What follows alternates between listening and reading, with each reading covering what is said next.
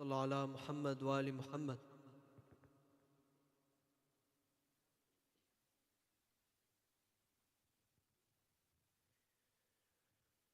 أعوذ بالله من الشيطان الرجيم.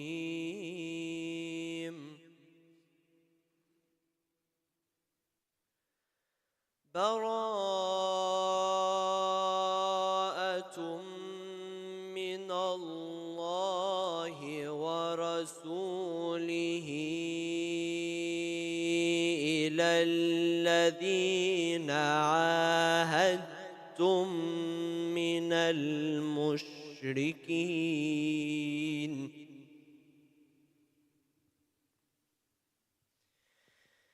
فسيحوا في الأرض 4 أشهر واعلموا أنكم غير معجز الله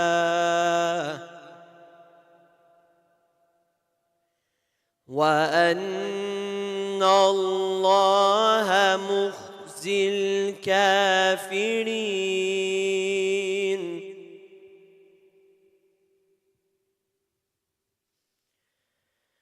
وأذان من الله ورسوله إلى الناس يوم الحج الأكبر أن الله بريء من المشركين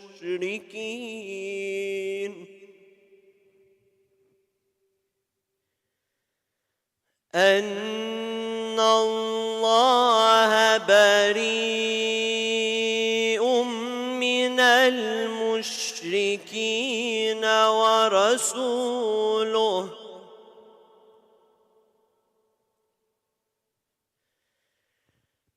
فإن تبتم فهو خير لكم وإن توليتم فاعلموا أنكم غير معجز الله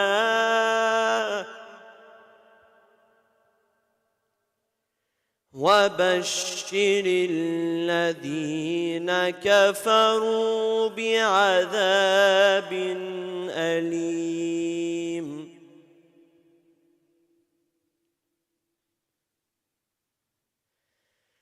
إلا الذين عاهدتم من المشركين ثم لم ينقصوكم شيئا ولم يظاهروا عليكم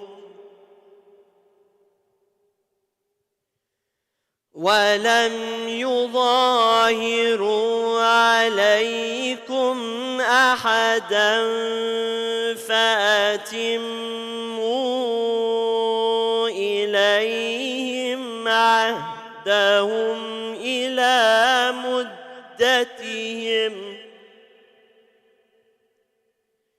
إن الله يحب المتقين.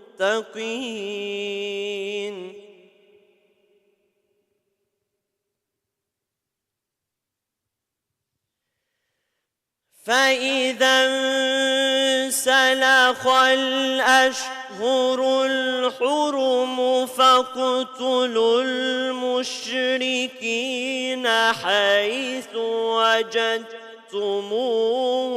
وخذوهم واحصروهم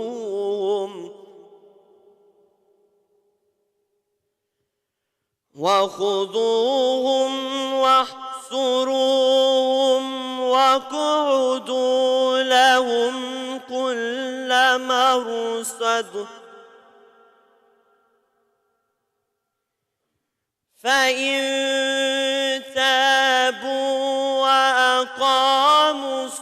الصلاة وآتوا الزكاة فخلوا سبيلهم إن الله غفور رحيم.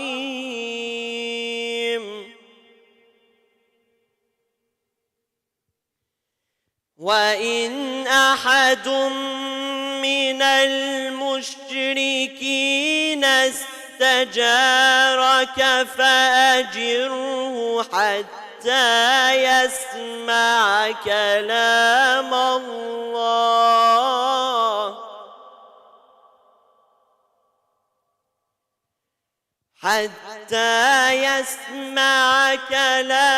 الله ثم أبلغه مأمنا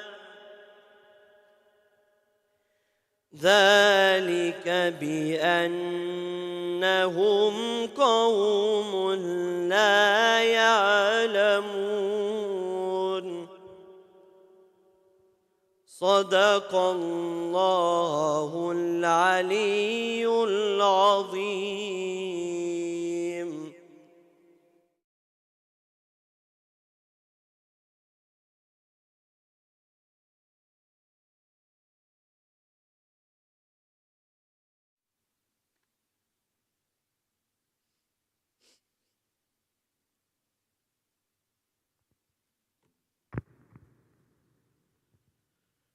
أعوذ بالله من الشيطان الرجيم. بسم الله الرحمن الرحيم. اللهم صل على محمد وآل محمد. يا ممتحنة، امتحنك الله الذي خلقك قبل أن يخلقك فوجدك لما امتحنك صابرة، وزعمنا أن لك أولياء ومصدقون وصابرون لكل ما أتانا به أبوك صلى الله عليه وآله وأتى به وصيه، فإنا نسألك إن كنا صدقناك إلا ألحقتنا بتصديقنا لهما لنبشر أنفسنا بأننا قد طهرنا بولايتك. السلام عليك يا بنت رسول الله، السلام عليك يا بنت نبي الله، السلام عليك يا بنت حبيب الله، السلام عليك يا بنت خليل الله، السلام عليك يا بنت صفي الله، السلام عليك يا بنت أمين الله، السلام عليك يا بنت خير خلق الله، السلام عليك يا بنت أفضل أنبياء الله ورسله وملائكته، السلام عليك يا بنت خير البرية، السلام عليك يا سيدتي نساء العالمين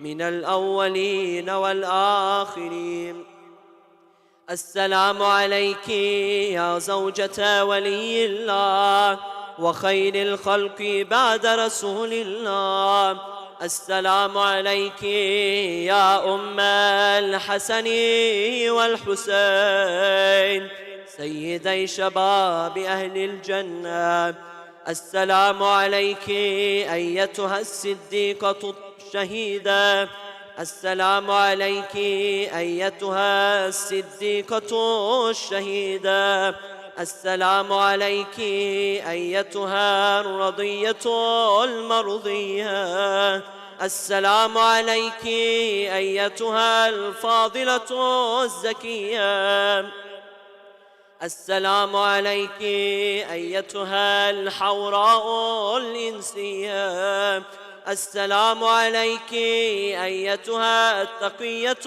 النقية، السلام عليك أيتها المحدثة العليمة. السلام عليك أيتها المظلومة المغصوبة. السلام عليك أيتها المضطهدة المقهورة. السلام عليك يا فاطمة بنت رسول الله ورحمة الله وبركاته. صلى الله عليك وعلى روحك وبدنك.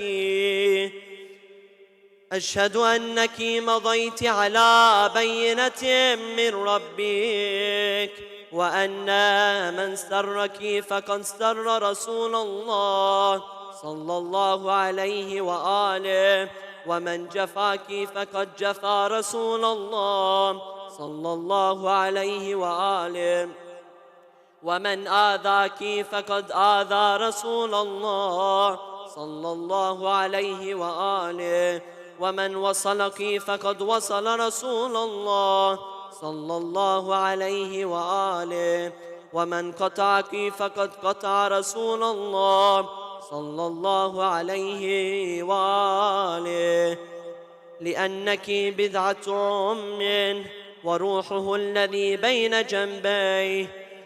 أشهد الله ورسله وملائكته أني راض عمن رضيت عنه، ساخط على من سخطت عليه، ساخط على من سخطت عليه، متبرئ ممن تبرأت منه، موال لمن واليت، معاد لمن عاديت، مبغض لمن ابغضت، محب لمن احببت، وكفى بالله شهيدا وحسيبا وجازيا ومثيبا. صلوا على محمد وآل محمد.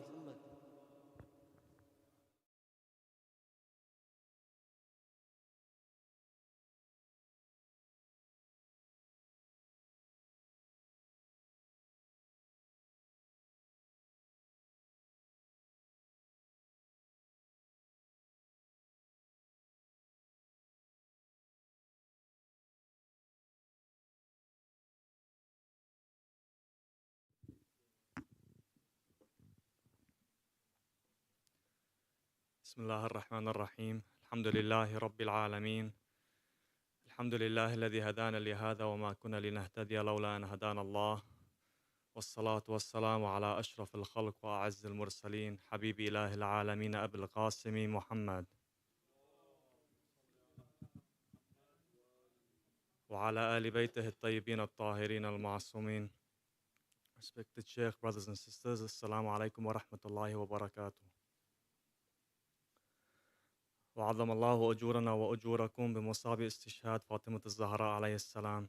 On behalf of Imam Hussein Islamic Center, I would like to welcome you all to tonight's program as we commemorate the martyrdom of the Lady of Light, Fatima al-Zahra alayhi salam. Allahumma ya Rabba Fatima, bihaqqi Fatima, ishfi sadra Fatima, biduhur al-hujjah. We'd like to send our condolences, our saddest condolences to the Imam of our time, Imam Sahib al-Asr wa Zaman, on the sad occasion and commemoration of the martyrdom of his holy grandmother, Fatima al-Zahra alayhi salam. For the well-being and the quick reappearance of Imam Mahdi alayhi salam, please recite aloud salawat ala Muhammad wa ali Muhammad. I'd just like to make a few announcements for tonight. Inshallah, every Friday there will be the recitation of Dua al-Nudba at 6 a.m. inshallah every Friday morning.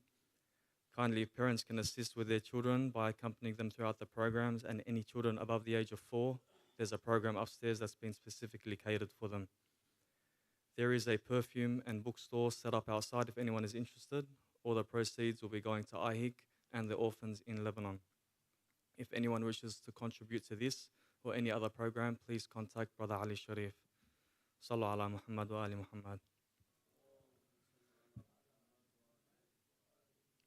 The Prophet ﷺ has said, Fatima is the joy and happiness of my heart. Her sons are the fruit of my heart, Her husband is the light of my eyes, and the Imams from the progeny of her son are the trustees of my God, and the rope that connects God to his creatures. Whoever holds on to them will be saved, and whoever goes against them has gone astray. Inshallah, with that, we'll begin with the main lecture for tonight by our esteemed scholar, Sheikh Mohammed Mehdi. Please recite 3 times بحق فاطمة وأبيها وبعلها وبنيها والسر المستودع فيها صلوا على محمد وآل محمد.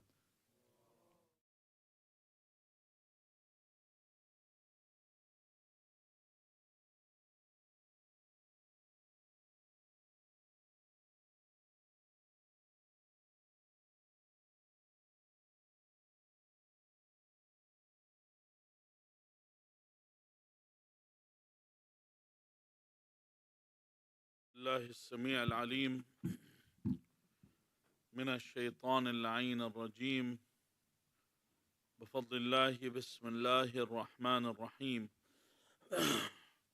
الحمد لله رب العالمين الحمد لله والحمد حقه كما يستحقه حمدا كثيرا الحمد لله الذي هدانا لهذا وما كنا لنهتدي لولا أن هدانا الله اللهم لعن أول ظالم ظلم حق محمد وآل محمد وآخر تابع له على ذلك اللهم لعن العصابة التي جاهدت الحسين وشايعت وبايعت وتابعت على قتله اللهم لعنهم جميعا ثم الصلاة والسلام على خير خلق الله أجمعين محمد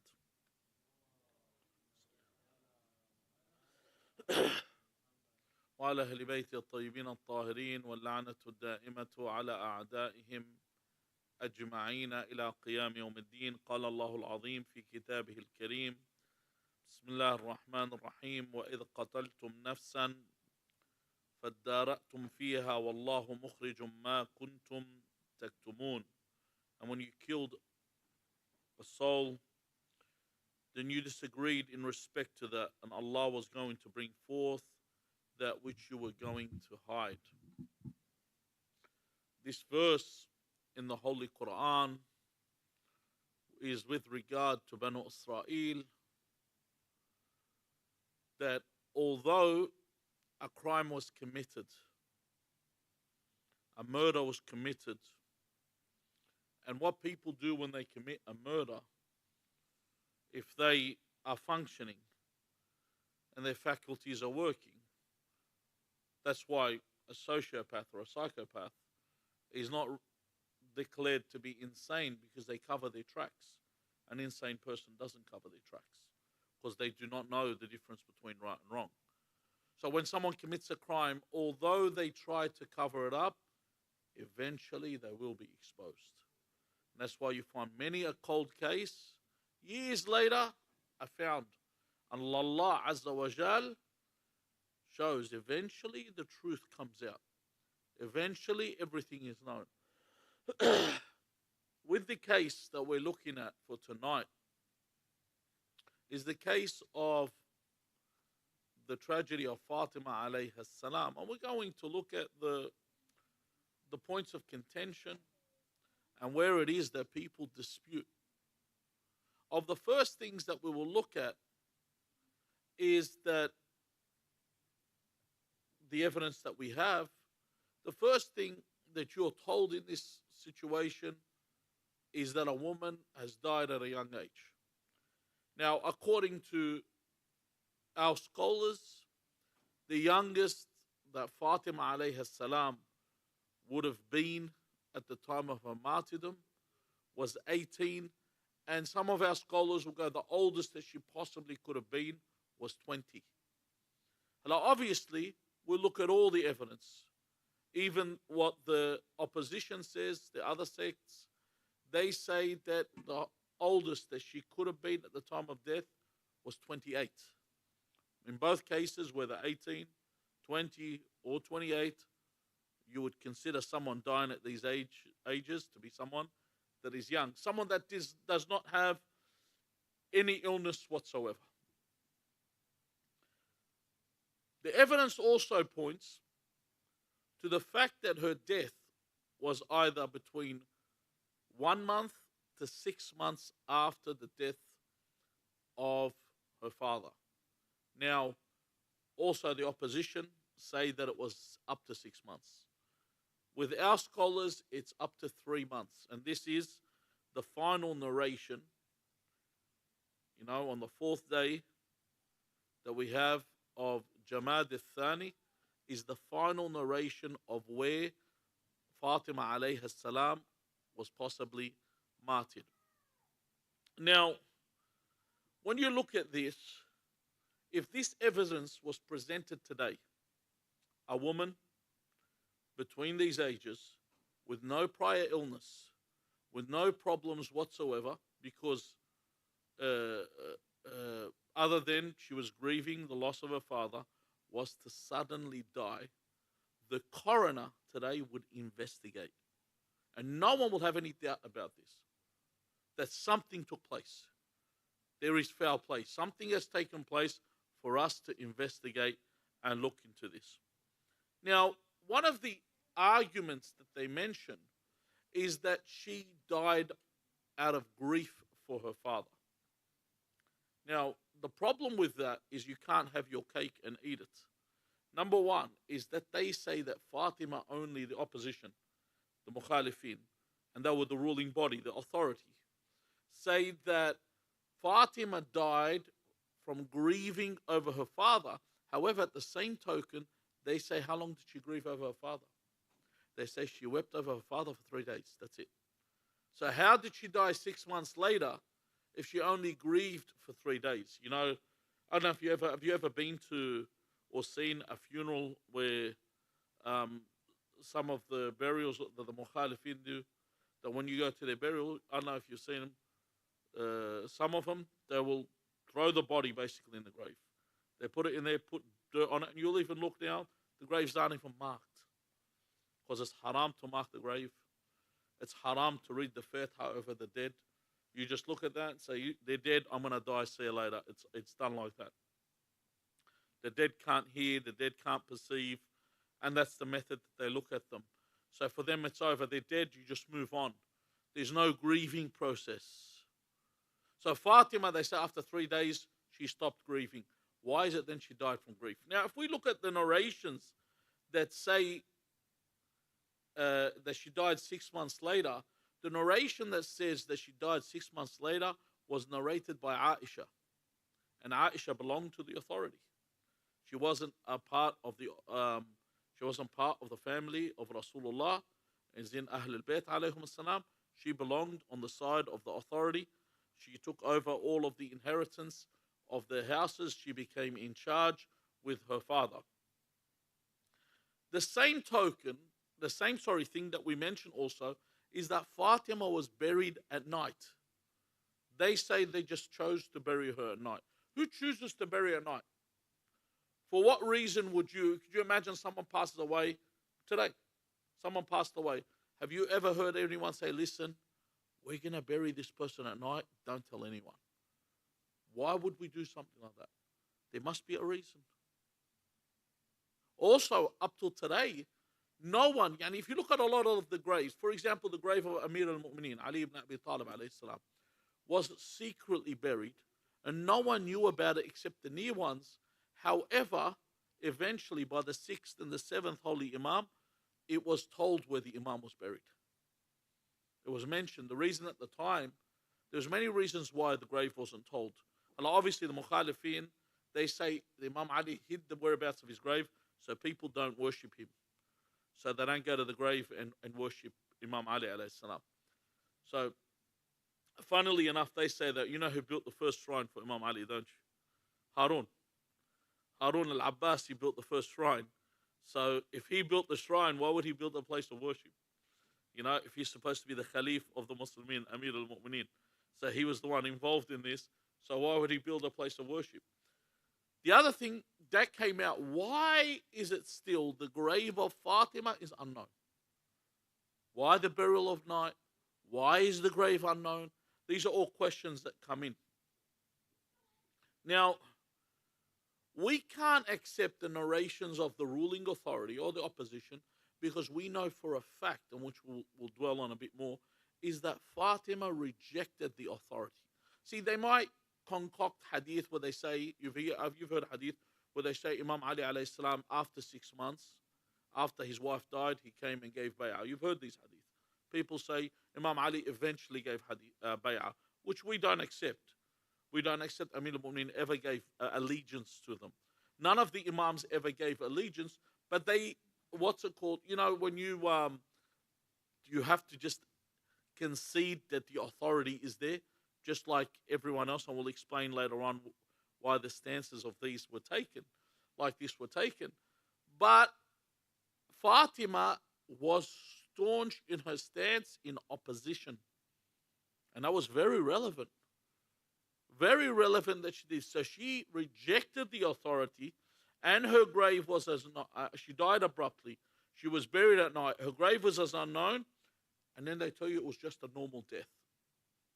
Okay, this is what they get to. And I'm not talking about, see, we're not talking only about the opposition. There are people today, every year, same thing, the same time when we have these munasabit, these majalis, you have people that get up and start the same rhetoric. You know, those ones that keep getting up and say, oh, who said she died? You know, there were no doors at that time. There were no nails at that time. Everyone loved the Prophet. Everyone loved Fatima. And the same arguments. And it just becomes so repetitious. And every time they are smashed to the ground, but they come up again. There's no door. You know how often I hear people say there were no doors at that time? And you think, you can't be that. You cannot be that. I want to be as nice as possible. You cannot be that ill-informed. You know, like, could you imagine there was no doors? Think about this. There was no doors, they say. And I'm not talking, these aren't the mukhalifin. There's not the other sects. These are from this sect that say there was no doors at that time. And then you say, hold on, when Yusuf's story is what? How long ago was Yusuf? 5,000 years ago? And Zulayha ghallaqat al-abwab. She locked the doors. There were doors 5,000 years ago, but there were no doors 1,400 years ago. So 3,600 years, you know, before the Prophet, there were doors in Egypt. Could you imagine? I think about it this. If they told you right now there's doors in Queensland, 3,600 years later there's no doors in Sydney, what would you say about that? You say this is ridiculous. 3,600 years later and they still hadn't bought that. This is the argument. Even there, these same people read the Quran and the Kaaba had a door. There must have been a door, must have been a curtain or whatever they want to argue with. And then when Rasulullah had closed all the doors except the door of Ali, what did he just close their curtains? This is what they say.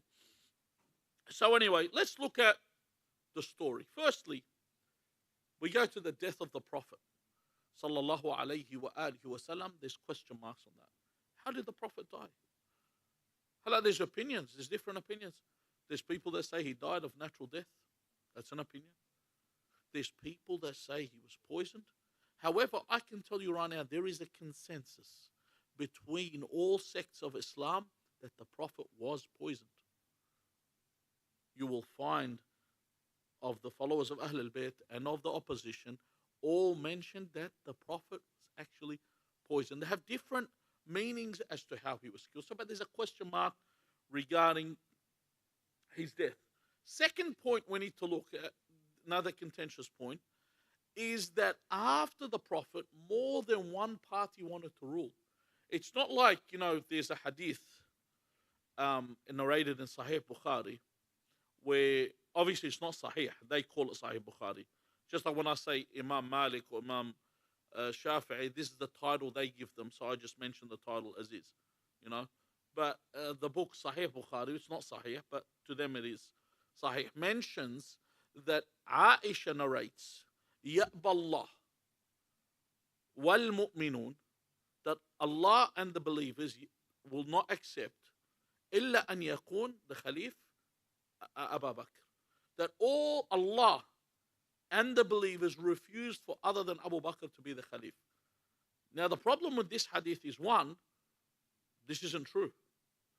Why? Because how many parties wanted to be the Khalif? Imam Ali alayhi salam is one. If you're saying he was someone that was contending that I'm the Khalif, I'm a candidate, wasn't he refusing? And they accepted hadith that he refused. In fact, even in the Saqifa, the leader of the Ansar, Sa'ad ibn Ubadah, refused to accept. You know, Sa'ad ibn Ubadah, the leader of the Ansar, he was a warrior. He wasn't like a weakling, but he was so sick. He didn't go with the army of Osama because he was so ill. And while he was seated to contend becoming the caliph, they stepped on him. Umar ibn al-Khattab actually stepped on him. These are not like when someone comes and says this is sectarian. No, this is in the historical books. It's not what I'm saying. This is what history says.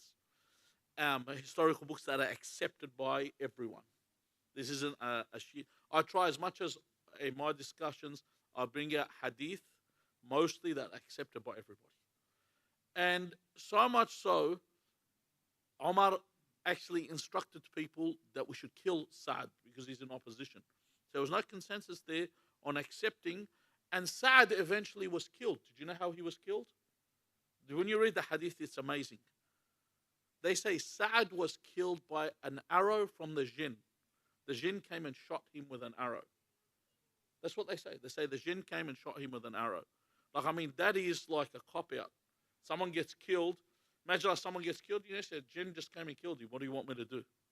You know? Sa'd ibn Ubadah was of the Ansar, and he was a Sahabi.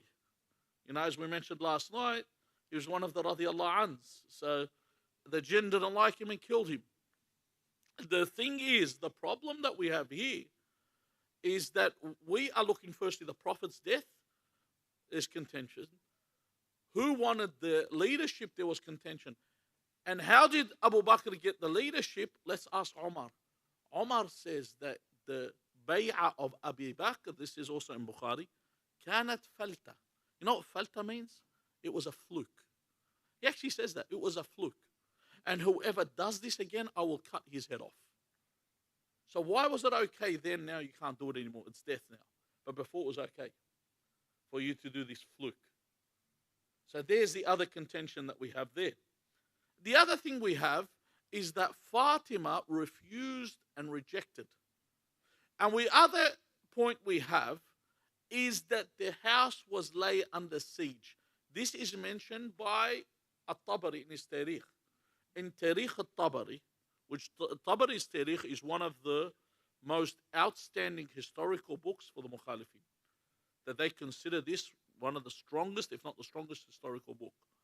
They say that Omar stood outside the house of Fatima and said, "Oh Fatima, after your father we love you most, but if your house continues to be a haven," sounds like a George W. Bush speech, "if your house continues to be a haven for conspirators, would set fire to your house." You know what they call that? They call that collective punishment. You know, pretty much what Israel's doing right now. Collective punishment. You know, you're harboring Hamas, so we're going to kill your children. Same thing he's saying here. He's saying, Umar ibn Khattab in his speech says that if your house continues to harbor the conspirators, we will set fire. You imagine the audacity to say that to Sayyidat Nisa'i Ahlil Jannah, that we will set fire to your house. This is in Tarikh al-Tabari. Some of the scholars of the Mukhalifin try and question this. Others say, no, Omar had a temper and he was doing it for the well-being of the Islamic nation. Now, the other thing we need to understand, that the companions we mentioned last night, the majority of those in Medina had left with the army of Osama because they were sent. Rasulullah sallallahu alayhi wa alihi wa sallam had mentioned to them to jahizu li jayshi Osama, to go. The army of Osama was led by Osama. Osama was, Ibn Zayd was young. He was 18, 19 years old. Rasulullah sent the army with him, and he said for everyone to stand in this army, those that he sent. And it was known who he had sent. And then he said, لعن الله من تخلف عن جيش أسامة. May Allah curse the ones that leave the army of Osama. So anyone that's mutinous, anyone that abandons their post in the military is cursed by Allah.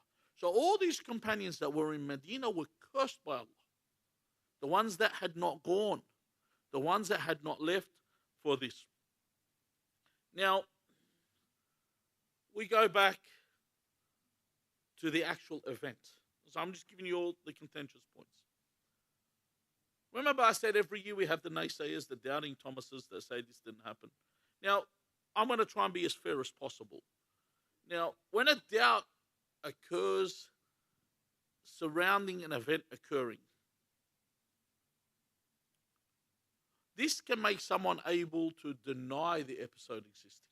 For example, if I say to you that an event took place and you have contention over whether the event took place or not, all around, that people will mention, no, this never took place.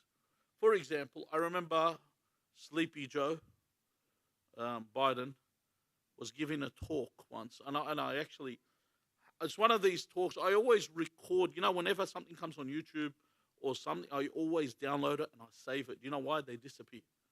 Trust me, these things you get, they actually disappear. Somehow they disappear. Just like when Bill Cosby was involved in all these rapes, and no one could ever find them at all, and eventually a comedian mentioned, and then it all came out. Because you can cover up what's going on. With Sleepy Joe, I'll tell you his story. I've got this tape where he's talking, and he said that he was talking against the Bush administration. He said, when we were fighting, listen to this to see if you remember this event.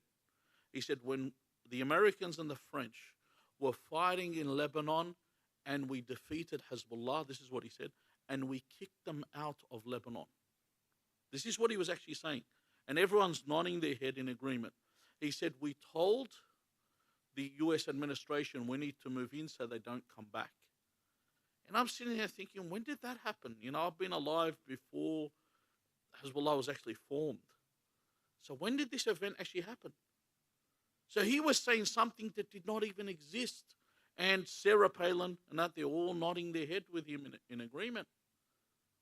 So sometimes you will hear an event take place or someone say, and you say, hold on, this doesn't make sense. So the contention's in the actual event. So you can doubt whether the event takes place. Just as when you have, for example, people bring up the issue of Abdullah ibn Saba. You've heard this before. When you're talking to a mukhalif, he will tell you that the Shia were formed by a guy called Abdullah ibn Saba. I once said to this mukhalif that said this to me, I said, listen, brother.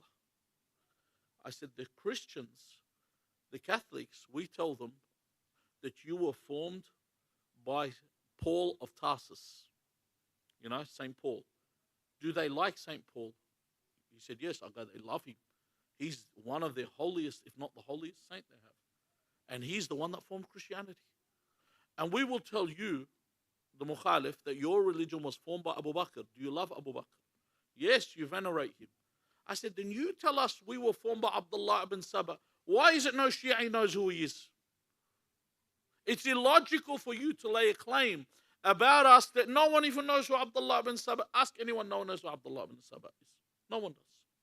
So how is it? So there you can deny. But if the doubt is not with the actual event, but points within the event, how can I deny the event?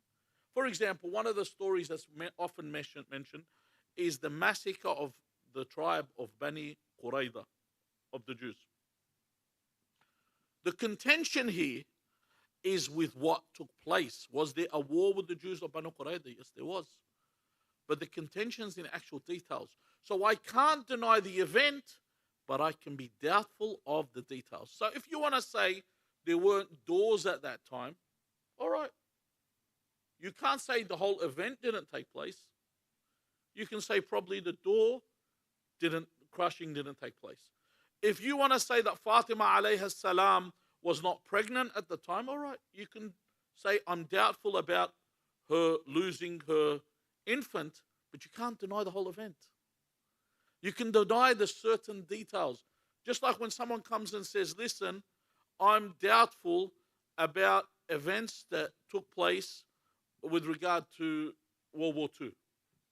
You can't, you know how you have those the people that the Holocaust deniers, people like David Irving.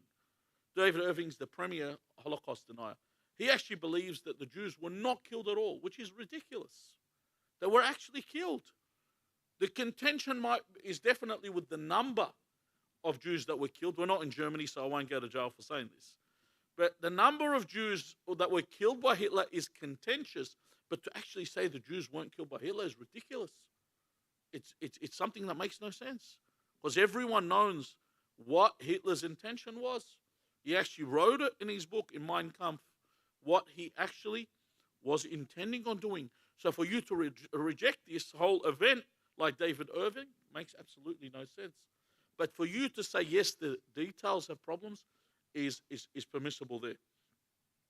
In Australia, at least for now, but not in some European nations. So this is what happens when it comes to the tragedy of Fatima alayhi salam. Because people deny certain things, sometimes a qara aza, the person reading the aza, you know, sometimes they use a bit of hyperbole. They exaggerate some of the details.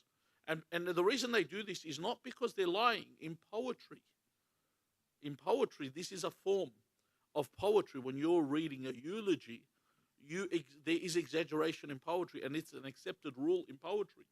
That's when someone wants to talk about a saga or an epic or something like that, they will actually exaggerate in the poems.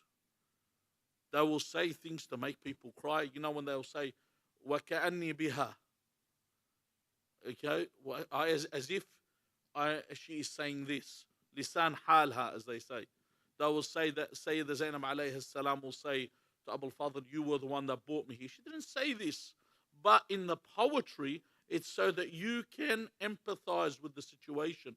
So it isn't a form of restricted hyperbole. It's something that's used within poetry. Now,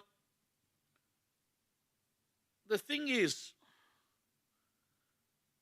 when we do this research, and it's necessary for us, because this is the focal point on understanding the difference between haqq and batil. If we look at this as a historical event that we bury under the rug and forget that it actually took place, then we will live in this lovey-dovey world where people don't understand the reality. You know, where people sit there and say, oh, we're all one people. You get for example, they'll tell you everyone is a Muslim. Or then we are all muwahhidin when we sit with Christians and Jews. Or we're all Australian. But the reality isn't. There is a difference between everyone, and there is one truth. There is where we tolerate others, because we have this as a qaida in the Quran. Lakum dinukum waliya din. Each to their own in their beliefs, but we work together, we live together, we live in a multicultural society, and there's multi-religions here, and we deal with one another. However, haqq is haqq, batil is batil. Truth is truth, and what's false is false. Now, can I follow these murderers? Can I follow the people that attack? And this is what happens today. People try to make it as if I was once overseas and at one of the cities in Britain. And they had lectures in Shahr Ramadan. One of the lectures they had on one of the nights was Fada'il Umar ibn al-Khattab. And this was the Shia center. The virtues of Umar ibn al-Khattab. Could you imagine that they would go to this point? That you would write something that is contrary to your beliefs. This is absolutely contrary. And in fact, the Mukhalifin, they actually know this. And they will tell you that your books do not praise him, so why do you pretend you're with me that you like him? Your books don't praise him. So why are you sitting there and pretending to do this? In fact, neither do their books. We mentioned two hadith, and I will go over them. The first one in Bukhari, Sahih Bukhari, in volume 4, or book 53, hadith number 325, mentions that Fatima was angered. It says, فَغَضِبَتْ فَاطِمَةَ. This is a hadith an Aisha. فَغَضِبَتْ فَاطِمَةَ بِنْتُ رَسُولِ اللَّهِ صلى الله عليه وسلم. I'm going to read it as it is in the text. فهجرت أبا بكر فلم تزل مهاجرته حتى توفيت. So if Fatima al-Qudwa, Fatima, the one that we look at to emulate her life, was angered with Abu Bakr, وهجرته, according to Sahih Bukhari, she forsook him. Now, if Abu Bakr was the Imam of the time, think about this, because they say he was the first Imam, first Khalif.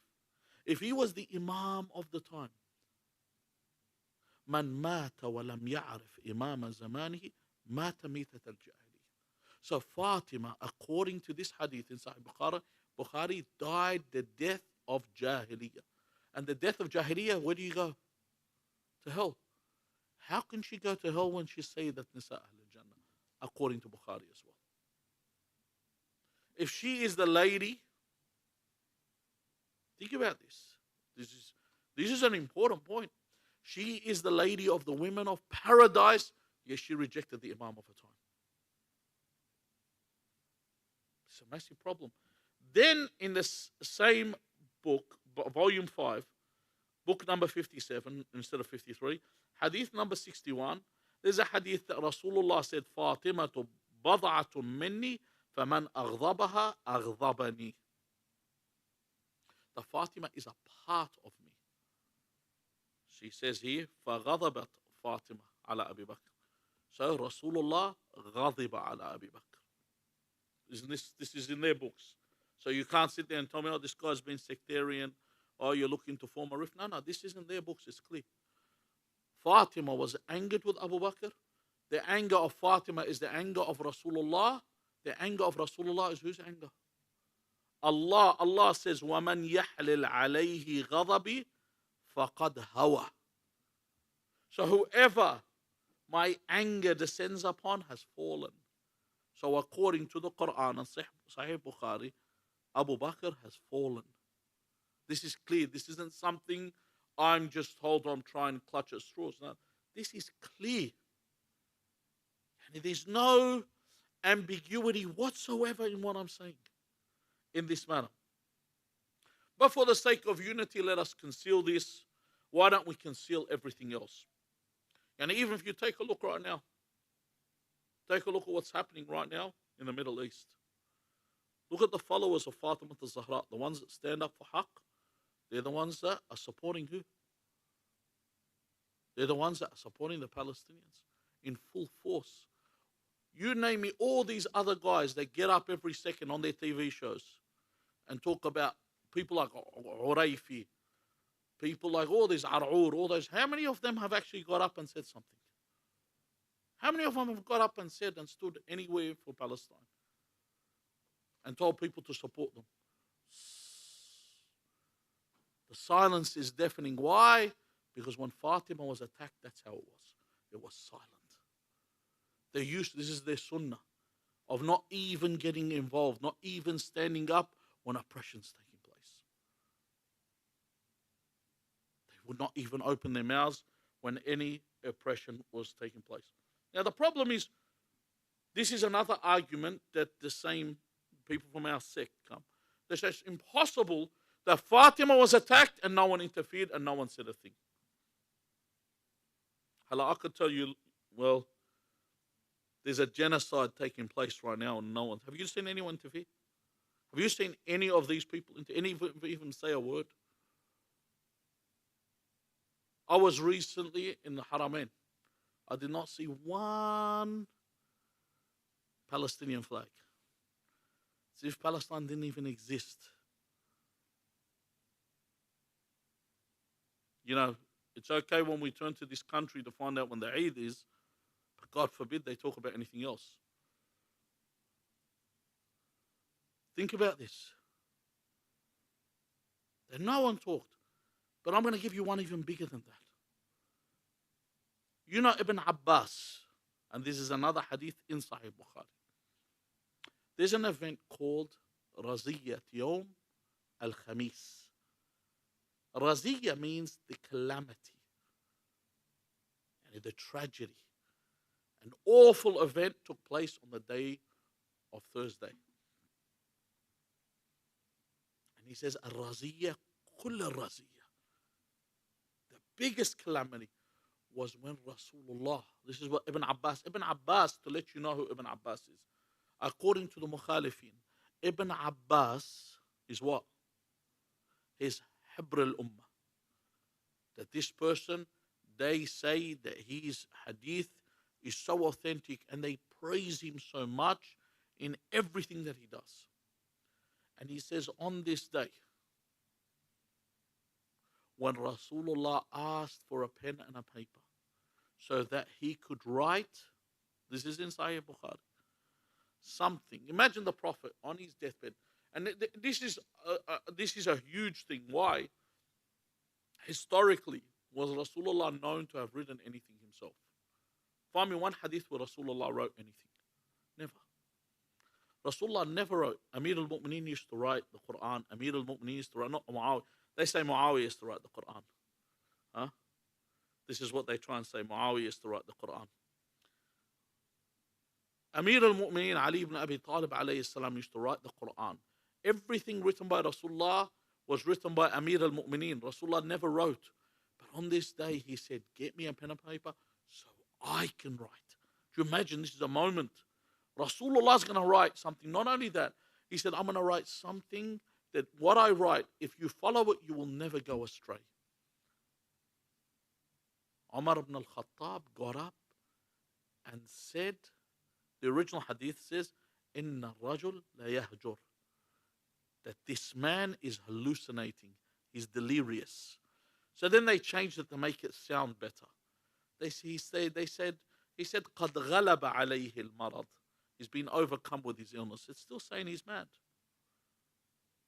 And he also said, Hasbuna kitab Allah. That the book of God is sufficient. So in other words, he knows what he's going to write.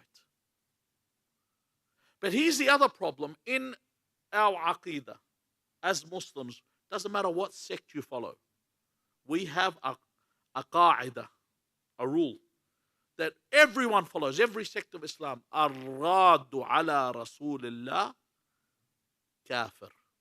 Anyone that rebukes the Prophet or questions the Prophet, according to every sect in Islam, is a kafir. When Umar rebuked the Prophet here, not one of the companions stood up and reprimanded him. Not one of the companions stood up and admonished him. Not one of the companions got up and questioned him. If Rasulullah has no hurma, do you think his daughter's going to have any sanctity? That's what you need to think about. If Rasulullah had no sanctity, how would Fatima have no any sanctity whatsoever? The other thing is people will justify it. You know, like Ibn Taymiyyah said, كان لفاطمة خصلة من النفاق نستجير بالله. Ibn Taymiyyah said Fatima had a branch of hypocrisy. Why does he say that? He said, why was she, just let the system run. She just wanted trouble when they wanted to fix everything up. Because in other words, they said this was necessary. You know, sometimes people justify mistakes. For example, when a liar wants to tell a lie, what does he do? He justifies it. Have you ever seen someone tell a lie, and if you tell him you're lying, they accept? No, they justify it. They say, oh, it was a white lie. I've always wanted to know what a white lie is. You're only allowed to lie in 3 instances. And Imam al-Sadiq alayhi salam says these are not lies. They are the truth. One is I'm allowed to lie when it comes to saving someone's life or save someone from severe persecution, including myself. Not if I go and protect a murderer from being taken to jail. That's not saving their life. They deserve to be punished. But saving someone that's being wrongfully accused and arrested. The second thing where I'm allowed to tell a lie is when? That it's when I am doing islah between people. Say I'm fixing a problem between people. Two people are about to get into a massive fight. You know, to avoid the fitna. I'll give you an example. When Nabi Ibrahim says to the people after he breaks all the idols, you know what he says? He says, they said, who destroyed our idols? He says, it was the big one. اسألهم إن كانوا ينطقون. He says it was the big one if you ask them if they speak. In other words, what he was saying, if they do speak, then it's the big one. They call this tawriyah. Well, you give a response, it is understood in a certain way. So in other words, to stop a fitna, these people worshipping idols, he gave them a response that's, it presents an answer, but this answer is for what? To stop a fitna or to stop a problem.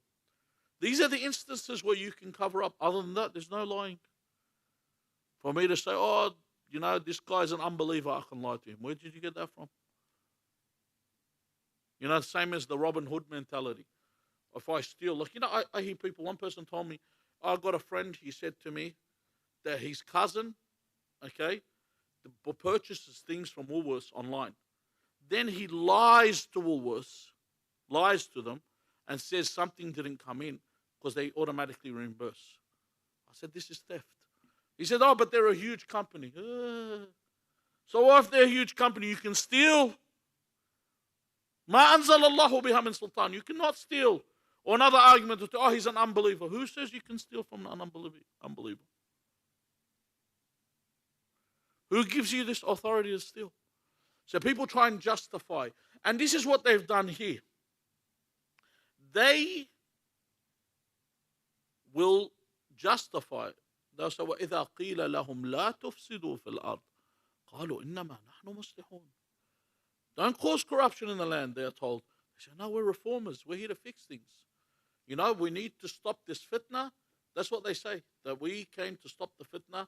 There was fitna happening in the house of Ali. This was the only way. And this is the same thing you hear today. And I always like to use contemporary issues. The same thing you hear today is what? That, you know, Hamas is a problem. There's all these terrorists sitting inside this Gaza, and all we got to do is just bomb children and kill children. They're using children as human shields. What can we do? It's sad, but we have to kill them. And occasionally, you know, someone pops up and goes, you know, they're subhuman.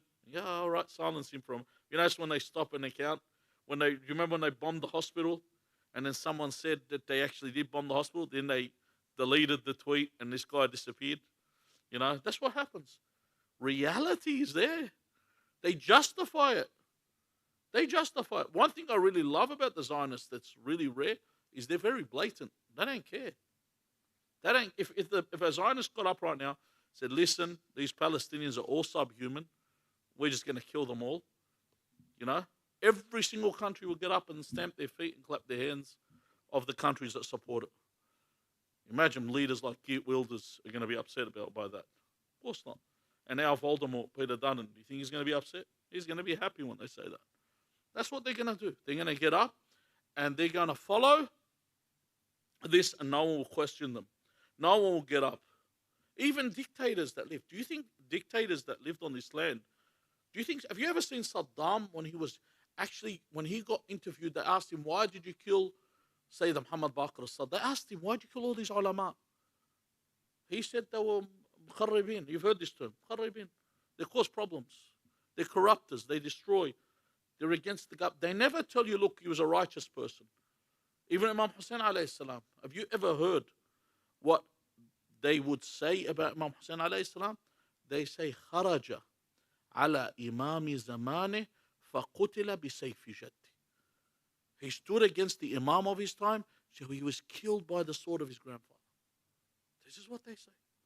They justify what they do. Sorry about the time. I want to make this as quick as possible. Finally, the question is that they bring about is, what about the courage of Ali ibn Abi Talib? It's another thing they bring up. Where's the stance of Ali? The first answer I'll give them is, one, Uthman ibn Affan's house was lay under siege. Go read this hadith. When they attacked his house, his wife was at the door. They cut off her fingers. What did Uthman do about it? They never mention this. They mention this hadith, they say it took place, but they never mention what did he do. Let's go even further, because Uthman was known to be a runner. If you look in Uhud, he ran off, so he's not someone that's going to fight anyway. But let's take a look at Musa. Musa, the one that killed a man with a single punch. Did you know that? The man Musa ibn Imran killed was with a single punch. Eat your heart out, George Foreman. Single punch, he killed a man. Okay?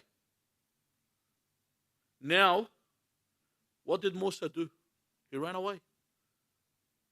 Was he a coward? Why would he run away? Rasulullah, who came and said, I have a religion that's going to overcome all religions. Really? Why did you run to Medina? According to these people, he's a coward and he's a coward.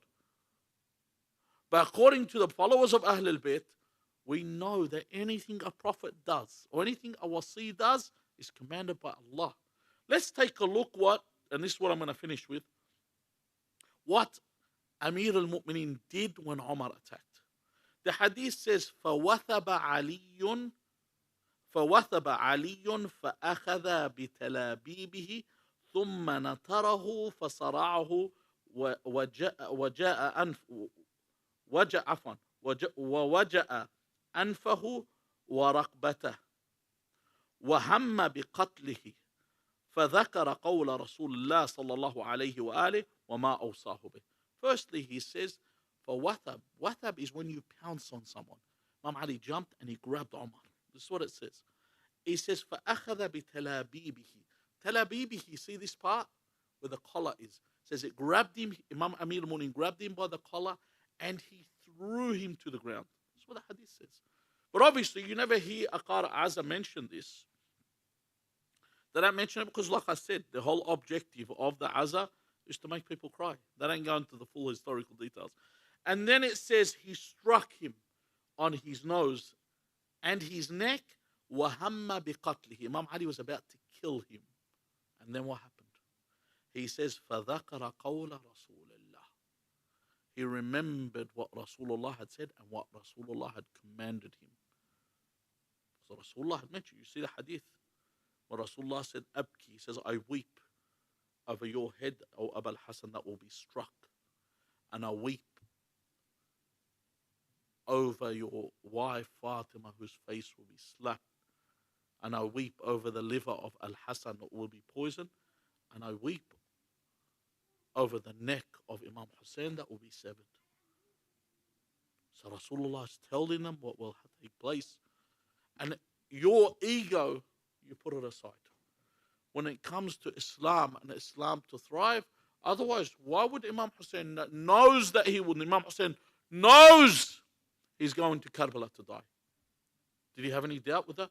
Why would he take his children with him? Why would he take his children? If you're going to go parachuting, would you take children with you? If you're going to go do any dangerous event, you're going to go mountain climbing, you're going to take children with you? Any dangerous thing, are you going to take children with you? If you're going to go die and know that you'll be cut to pieces, would you take your children to witness? Sha Allah an yarahinna sabai. Allah Azza wa Jal wishes to see this. This is part of the test. This is part of the task at hand. Allah Azza wa Jal put this as a test for Amir al-Mu'mineen. Amir al-Mu'mineen Ali ibn Abi Talib alayhi salam listens to this. And lal asaf, unfortunately, year after year we have to repeat this. Year after year we have to remind, and then you get the same antagonists get up and put up videos. Oh, what would you do if someone attacked your house? Same thing, same videos every year they put up, and they push these arguments, and they forget the issue of the command of Allah and the ruling that Allah Azza wa Jal has put. I mentioned that this will be the last bit. I just wanted to add one more bit. I was once in Lebanon in an argument with one of the mashayikh of our sect that doesn't believe Fatima was attacked. He said, how did Amir al-Mu'mineen not stand? I said, because he was commanded to be patient, and he was patient. He said, this is so ridiculous. And I said, what's so ridiculous? He says that God would command you to be patient if someone attacked your house, attacked your wife. Would you accept this? I said, what's more ridiculous? If God commands you to be patient when your house has been attacked and your wife has been attacked, or is it more ridiculous if God commands you to cut the throat of your son? I go, when Allah commanded Ibrahim to cut the throat of Ismail, what did Ismail say? If'al ma tu'mar, satajuduni, inshallah min as-sabirin. Do what you are commanded, O Father, and you will find I'm of the patient. I said, if I had to imagine, you people that have children, no one else answered this. Your house was to be attacked, your family was to be hit, or you were commanded to cut the throat of your son. Which one would be more difficult? There'd be no question here for anyone whatsoever. People that have children know how to answer this. People that have children understand exactly what I'm saying. But there's some people, fi qulubihim marad, in order for them to justify what the criminals have done. That's the only reason. They just want to absolve the perpetrators.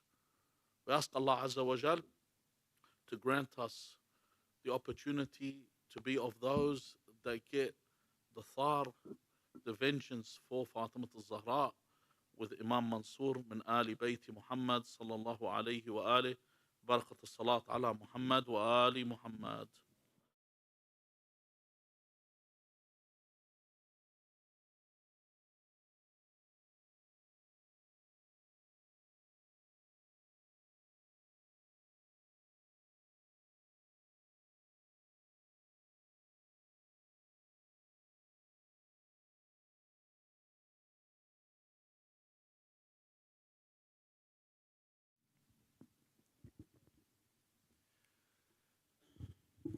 صلى الله عليك يا رسول الله وعلى آلك المظلومين صلى الله عليك يا سيدي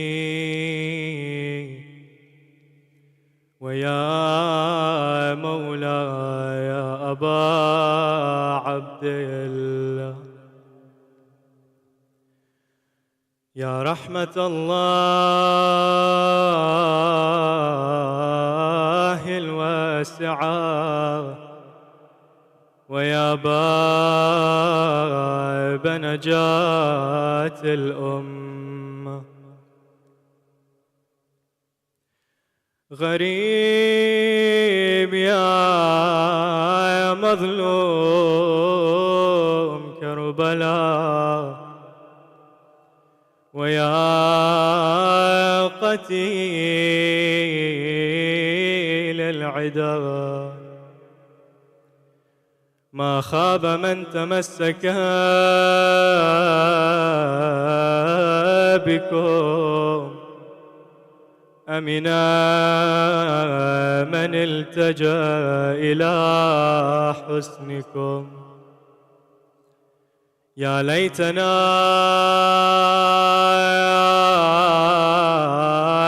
كنا معكم فنفوز فوزا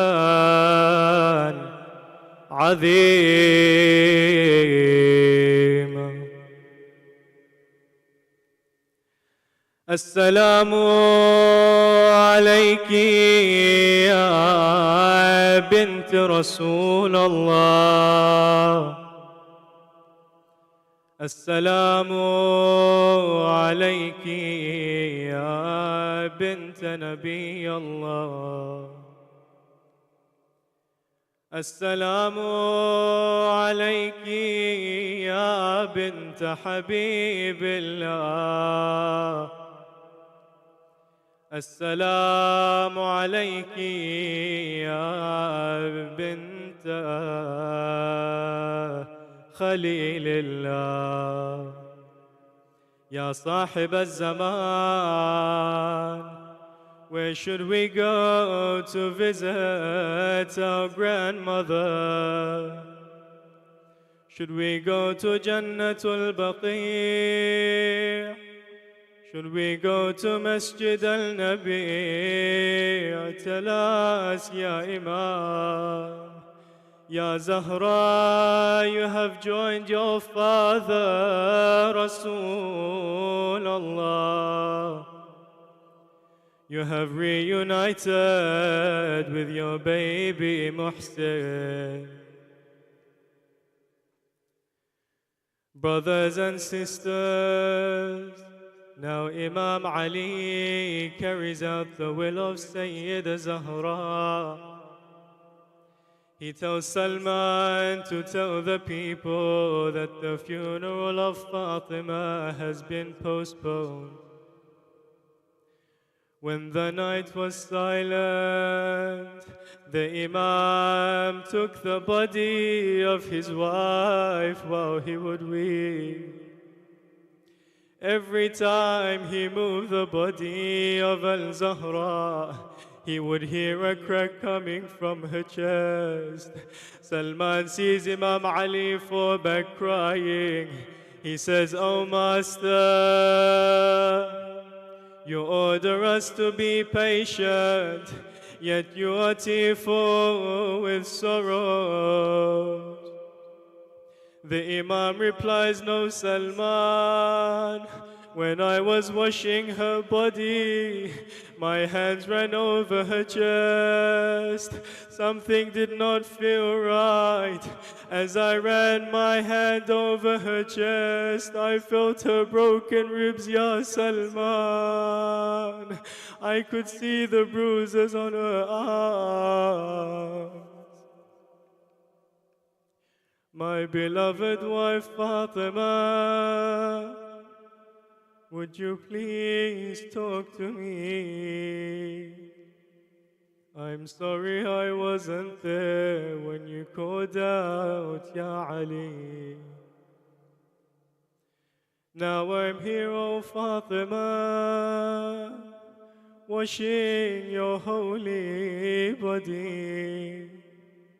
For the ceremony, how can I prepare when from the tears I can't see? I can't dig the grave, I can't carry you. So how do you want me to bury you?" Imam Ali washed and shrouded the body with tears in his eyes. When he came to tie the final knot, he called for Hassan, Hussein and Zainab. Imam Hassan went to his mother's right. Imam Hussein went to his mother's left. Imam Hassan said, "Oh mother, please speak to me." Imam Hussein said, "Oh my dear mother, speak to me before we leave you. You have never refused any of our requests." Imam Ali said at that time, "By Allah, I witnessed the coffin open. Az-Zahra brought forward both her hands and hugged her children, Ya Allah." He said he heard a cry from the heavens saying, "Ya Ali, please remove the children from the body. They have made the angels in heaven weep." He took the children away and started to lower her body. Imagine you are at the funeral of Sayyida Zahra. Imagine Imam Ali lowering the body of his wife. "Oh my dear, who fades away while I cover you where you lay. Rise and see the hair of your children's father turn gray. After you left, Ya Zahra, We saw dark days, our children weep missing their mother's face. Listen to what Amir al-Mu'mineen says. Every time I come Hassan or Hussein, the other begins to cry. My orphan Zainab follows me during the night with tearful eyes, asking, where is my mother? Where did you take her? While you visit her or go feed the poor, I still fear they will return and set our door alight. Imam Ali would visit her grave while the children are sleeping. He says, I sneak out quietly while the children are asleep.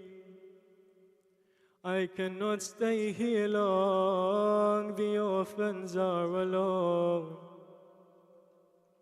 If it wasn't for you, if it wasn't for your children, I would never go home. Listen to Zainab, brothers and sisters. Mother, these nights without you are dark and I lose sleep. Our house full of torment and painful memories I keep. Imam Ali hugs her to console her. She points at something. He asks her, what are you pointing at, oh child of mine? She looks at her father and points to the door, saying, you remove the door of Khaybar. Remove this, I cannot bear to look at it anymore. Imagine the pain and loneliness of Imam Ali after the passing of his wife. He would sit beside her grave and cry. He says, I lost Rasulullah, and now I've lost you. When Imam Ali put Sayyidah Fatima in her grave, when he undid the strings of her shroud to open her face and put it on the soil, Ya Allah, when he opened the shroud, he started to cry. Do you know why he is crying? When he opened the shroud, he saw the bruises on the face of Fatima. Wa Fatima, wa Fatima, wa Fatima. He said, Ya Fatima, now I know why you wanted me to bury you at night. At that moment, Asma narrates that Imam Ali turned towards the grave of Rasulullah and cried out, Assalamu alayka ya Rasulallah. Here is the trust that you gave me. I am now returning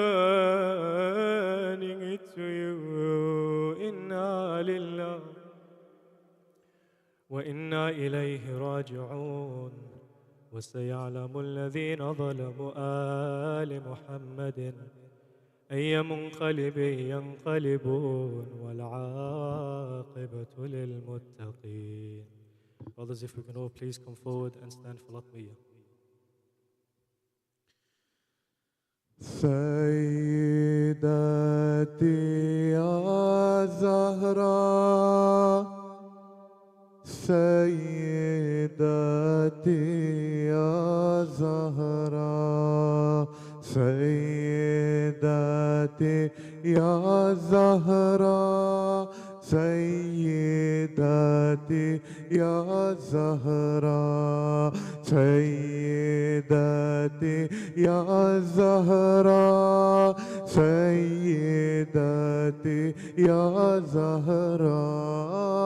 Oh, the mother of her father, you are the best of the mothers. Oh, the guide for 13 lanterns. You're the heaven of our masters, the flag held by every bearer. It's from your hands they are nurtured, from the greatness of your prayer. The world has Abbas and Akbar, mothers of mothers, Zahra, masters of masters, Zahra.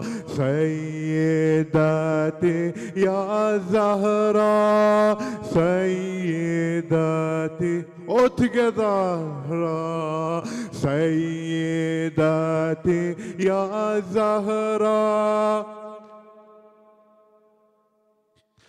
Zahra, your scent was from heaven's flowers. It's your steps that flourish gardens, growing within every servant. The oneness of Allah's powers. Your strength came from heaven's mountains. You taught us faith can't be broken. We will never leave our master, just like you never left Haydar, scent of the heavens, Zahra, power of mountains, Zahra, Sayyidati ya Zahra, Sayyidati, Sayyidati, Sayyidati. Brothers, come forward, don't be shy. Sayyidati ya Zahra, your pleasing is Allah's pleasures. You change destinies with prayers. From your hand flows heaven's rivers, and God's mercy is in Kawthar. How can one forget your station? For you could hear revelations. Your level cannot be questioned. When angels seek your permission, fountain of Kawthar, Zahra, teachers of Ummah, Zahra, Sayyidati ya Zahra, Sayyidati, louder, Sayyidati ya Zahra.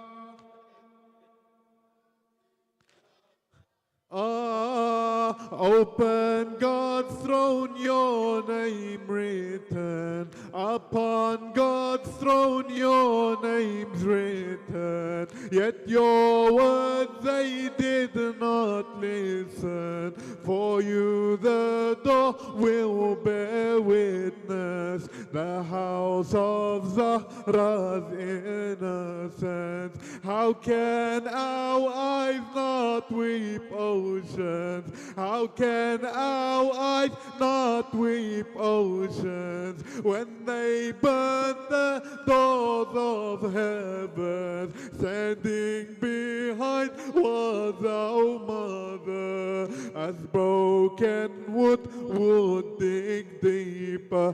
The heart of Haydar, Zahra, the cries of heaven, Zahra, Sayyidati ya Zahra, Sayyid.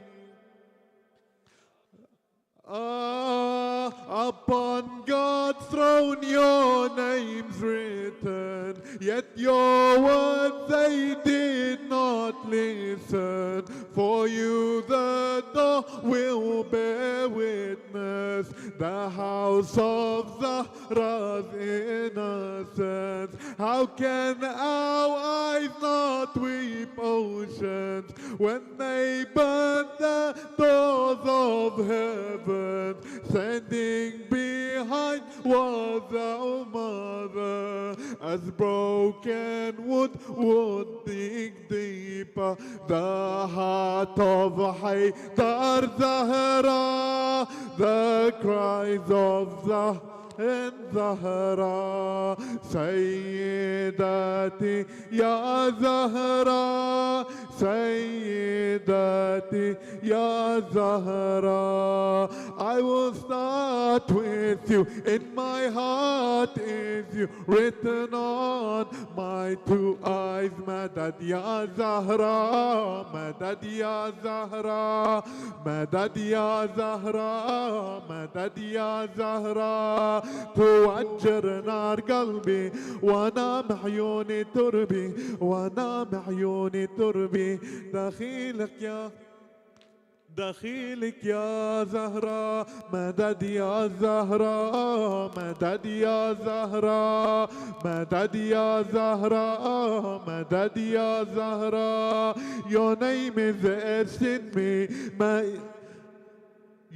Your name is etched in me, so if your foes kill me, my blood will say as it falls, Ya Haydar and Ya Zahra, Ya Haydar and Ya Zahra, Ya Haydar and Ya Zahra, Ya Haydar and Ya Zahra. I know I'm not deserving to call myself your servant. I'm the servant of your servants, of Haydara and Zahra, of Haydara and my heart is your fault, and I've closed the door. They can burn this door. Madad Ya Zahra, Madad Ya Zahra, Madad Ya Zahra, Madad Ya Zahra. دخيل الله ودخيلك، دخيل الله ودخيلك، حرث والله كفيلك، عرفت من يعتلينك، أبد ما تغيبينا. أنا يسموني خادم عقيلة آل هاشم، وبضلوع الزهرة فاطم. دليل تجبرينا، دليل تجبري. دخيلك أنا يا بنت مولانا، فرج عين وانا. مدد يا زهرة، مدد يا زهرة، مدد يا زهرة، مدد يا زهرة. The apple of his eyes, the rose's roots in the skies. So your scent is paradise, and that your feet were dust, and that your feet were. So as the sun that's rising, the light was made for brightening. But if it sees your highness, but if it sees your highness, the sun will be blinded, the sun will be blind. The lantern of light is missing from sight, buried in the night. Madad Ya Zahra, Madad Ya Zahra, Madad Ya Zahra, Madad Ya Zahra, Madad Ya Zahra, Madad Ya Zahra. La ilaha illallah, la ilaha illallah, Muhammadan Rasulullah. La ilaha illallah, la ilaha illallah, Muhammadan Rasulullah. Aliyan wa Aliyullah, Aliyan wa Aliyullah, Aliyan wa Aliyullah. Ya Ali, ya مظهر العجائب، نادى علي يا مظهر العجائب. تجده عونا لك في النوائب.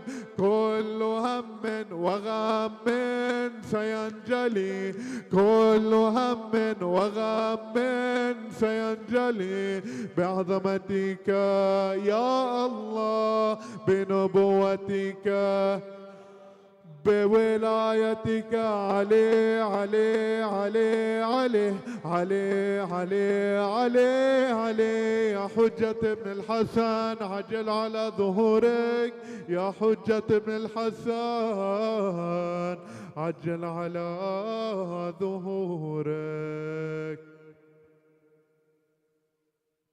اللهم صل على محمد وآل محمد. اللهم كن لوليك الحجة ابن الحسن صلواتك عليه وعلى آبائه في هذه الساعة وفي كل وليا وحافظا وقائدا ودليلا وعينا حتى تسكنوا أرضك وتمتعوا فيها طويلا برحمتك يا أرحم الراحمين. أزور سيدي ومولاي ومعتمدي ورجاي أبا عبد الله الحسين إصالة عن نفسي ونيابة عن والدي وأصدقائي وإخواني وأخواتي وزوجتي وأولادي ومن قلدني الدعاء والزيارة. السلام عليك يا أبا عبد الله وعلى الأرواح التي حلت بفنائك. عليك مني سلام الله أبدا ما بقيت وبقي الليل والنهار. السلام على الحسين وعلى علي بن الحسين وعلى أولاد وعلى أصحاب الحسين ورحمة الله وبركاته.